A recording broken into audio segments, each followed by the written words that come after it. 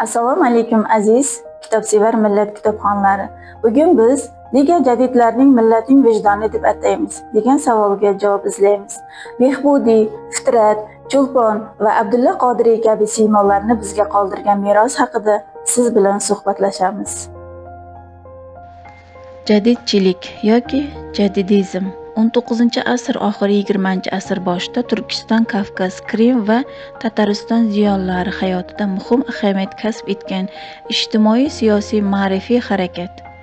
Dastlab jadidchilik 19-asr 80-yillarda Krimda vujudga keldi. 19-asr 90-yillarda O'rta Osiyoda tarqaldi. Jadidchilik avval madaniyatni sohasidagi harakat sifatini faoliyat yuritdi. Bu oqim vakillari taraqqiyot uchun kurashish, turkiy tillarni rivojlantirish, shu tillardagi adabiyotlarni boyitish, dunyoviy ilmlarni o'rganish, fan yutuqlaridan foydalanish hamda ayollar va erkaklar tengligi uchun kurashishga chaqirishgan. Keyinchalik jadidchilik panturkizm g'oyalarini targ'ib qilishdir. Sovet davrida yozilgan adabiyotlar jadidchilikka burj liberal millatchilik harakati deb ta'rif berilgan. Bu davrda asosan tanqid qilingan jadidchilik namoyandalarining nomi sir parchalanib ketgandan keyin qayta tiklandi. Jadidchilik dastlab 19-asr 80-yillarda Krimda Ismoil Gaspiral rahbarligida Krim tatarlari o'rtasida vujudga keldi. Jadidchilik harakati namoyandalari ko'pincha o'zlarining taraqqiyparvarlar, keyinchalik jadidlar deb atashgan. O'sha davrning ilg'or taraqqiyparvarlari kuchlari birinchi navbatda ziyolilar mahalliy aholining umumjahon taraqqiyotida orqada qolayotganligi his etib, jamiyatning isloh qilish zaruriyatini tushunib yetgandi. Jadidchilik mohiyati e'tibor bilan avvalo siyosiy harakat edi. Ularning shakllanish va mag'lubiyatga uchrash davrlari bo'lib, ularning shartli ravishda to'rtga bo'lishi mumkin: Turkiston, Buxoro va Xiva hududiga. Bu davrlarda 1895-yil, 1905, 1906-yil, 1916, 1919, 1920, 1921, 1929-yillar o'z ichiga oladi. Birinchi davrda Turkistonda podshoh Rossiyaning mustahkam o'rnashib olishi kuzatiladi. Bu o'z siyosiy vakillari yordamida mahalliy xon-amir vakolatlarini cheklabgina qolmay, ularning qug'urchoqqa aylantirib rus va g'arb sarmoyadorlarini ishlashi va yashashi uchun sharoit yaratadi. Turli kompaniyalar, aksiyadorlar, jamiyatlar manfaatini ko'zlaydi.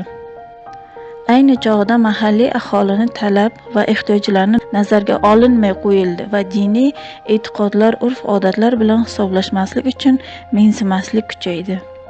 Hayotiy, ilmiy saviyasi yuqori bo'lgan qozilar, tajribasiz kishilar bilan almashtirildi. Poraxo'rlik, ijtimoiy siyosiy adolatsizlik avj oldi.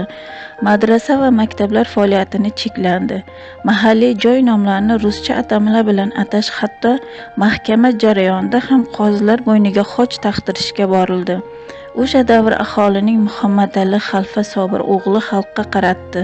O'z xitobnomasida yaxshi bayon qilgan: millat istiqbolini o'ylovchi taraqqiyparvar kuchlar xalqning deyarli barcha tabaqalari, hunarmand dehqon, savdogar, mulkdor, ulamolar orasida mavjud edi. Ziyolilar dastlab chorizmga qarshi kurash, xalqning asri qoloqligidan uyg'otish, siyosiy ma'rifiy jabhada boshlash qaror qildilar.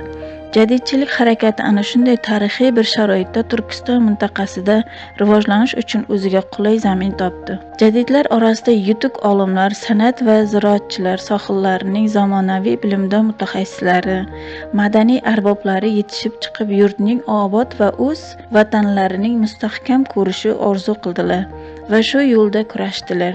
Jadidlarning Turkiston mustaqilligi uchun kurashishda asosan quyidagi yo'nalishlar ustuvor edi: yangi usul maktablari, tarmoqni kengaytirish, qobiliyatli yoshlarni chet elga o'qishga yuborish, turli ma'rifiy jamiyatlar va teatr gruppalarini tuzish, gazeta va jurnallarni chop qilish, xalqning ijtimoiy siyosiy ongini yuksaltirish bilan Turkistonda milliy demokratik davlat qurishdan iboratdir.